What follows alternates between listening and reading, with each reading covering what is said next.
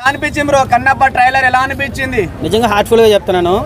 ఈ టీజర్కి ఎవరైతే ట్రోల్ చేశారో ఈసారి కన్నప్ప ట్రైలర్ మాత్రం చాలా బాగా చేశారు. నిజంగా ఇప్పుడు ఎవడు ట్రోల్ చేయలేడు. ఈ క్వాలిటీ మనం ఫస్ట్ అడిగింది. 500 కోట్లు పెట్టి తీశారు కానీ సినిమాని.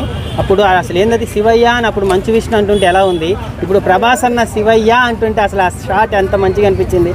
అంతేకాకుండా మన ప్రభాస్ అన్న ఎంట్రీ మీ పెద్దవాళ్ళందరికీ నేనే పెద్దవాడిని అంటుంటే అది సినిమాలో అన్నాడా లేదా ఇండస్ట్రీకి అన్నాడా తెలియట్లేదు. ఏమన్నా పెద్ద అయినాయి ప్రభాస్ అన్నే. ఏదో ఒక సినిమా ఎవరో ఇట్టుకొట్టినంత మాత్రాన మన టాలీవుడ్ నెంబర్ 1 హీరో ప్రభాస్ అన్నే.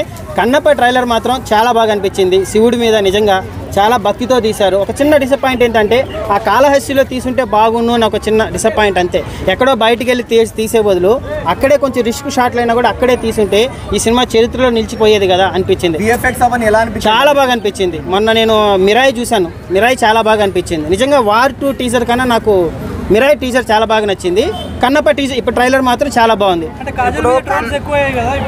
కాజల్ మీద ట్రోల్స్ అయినాయి, ప్రభాస్ అన్న లుక్స్ మీద ట్రోల్స్ అయినాయి, మన మంచు విష్ణు అన్న శివయ్య అంటుంటే ట్రోల్ చేశారు. వాటన్నిటికీ ఫుల్ స్టాప్ పెట్టి ట్రైలర్ మాత్రం చాలా బాగా కట్ చేశాడు. విఎఫ్ఎక్స్ కానీ గ్రాఫిక్ షాట్స్ కానీ శివుడి కోసం చూస్తారన్న. శివుడి సినిమా అది. ఫస్ట్ ఆఫ్ ఆల్ ప్రభాస్ అన్న ఒక గెస్ట్ రోల్, అక్కడ మోహన్ లాల్ ఉన్నారు. ఆయన కూడా ఆ బాణం షాట్ ఎంత బాగుంది. శివుడి కోసం పక్కా ఈ సినిమా. శివుడు ద్రోహం చేయలేదన్న. నేను ఫస్ట్ ఎక్కడ టీజర్ డిసప్పాయింట్ చేసి శివుడు ఎక్కడ అన్యాయం చేస్తాడు అనుకున్నాను. కానీ మోహన్ బాబు గారు ఏదైతే నమ్మారో 500 కోట్లు నమ్మి ఒక దేవుడి సినిమాని మంచిగా అందించాలనుకున్నారు. శివుడు దగ్గరుండి ట్రైలర్ని నీట్గా కట్ చేశాడు. ఓపెనింగ్ నిజంగా 300 కోట్లు. అందులో మన ప్రభాస్ అన్న ఉన్నాడు. బాహుబలిగా చేయాలన్నా, ఆదిపురుషుగా చేయాలన్నా, రాముడిగా చేయాలన్నా మన ప్రభాస్ అన్ననే. ఇప్పుడు మళ్ళా ఈ కన్నప్ప మరి ఏ క్యారెక్టర్ తెలియదు కానీ ప్రభాస్ అన్న వచ్చిన షాట్ మాత్రం లిటరలీ గూస్ బంప్స్ వచ్చాయన్న. అది అందుకే 6 అడుగులు కట్అవుట్ మన దేవుడు అనేది. అందుకే ప్రభాస్ అన్నని ఒక్క ముక్కలో అన్న ట్రైలర్ మాత్రం ఎక్కడ డిసప్పాయింట్ చేయలేదు. మోహన్ బాబు గారి యాక్టింగ్ కానీ, అక్కడ మన మోహన్ లాల్ గారి యాక్టింగ్ కానీ, అక్షయ్ కుమార్ యాక్టింగ్ కానీ, కాజల్ కానీ, మన మంచు విష్ణు కూడా ఇప్పుడైతే ట్రోల్ చేసానికైతే ఏమీ దొరకలేదు. విఎఫ్ఎక్స్ ఫైట్ షాట్స్ అన్నీ బాగున్నాయి. ఒక బాహుబలి ట్రైలర్ చూసినప్పుడు ఎలాగైతే ఫీల్ అయ్యానో ఈ ట్రైలర్ కూడా అంతే బాగుందన్న.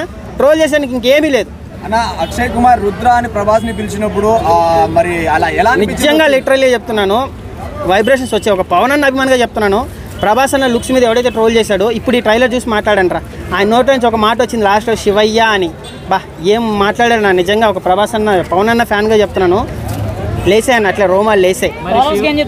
ట్రోలింగ్ చేయడానికి ఏమీ లేదు. నువ్వు ఆ ట్రైలర్ని ఇంకో 100 సార్లు ఎతికి ఏది కట్ చేయాలన్నా కూడా అందులో ఒక షాట్ కూడా వాళ్ళకి ఏం దొరకదన్న.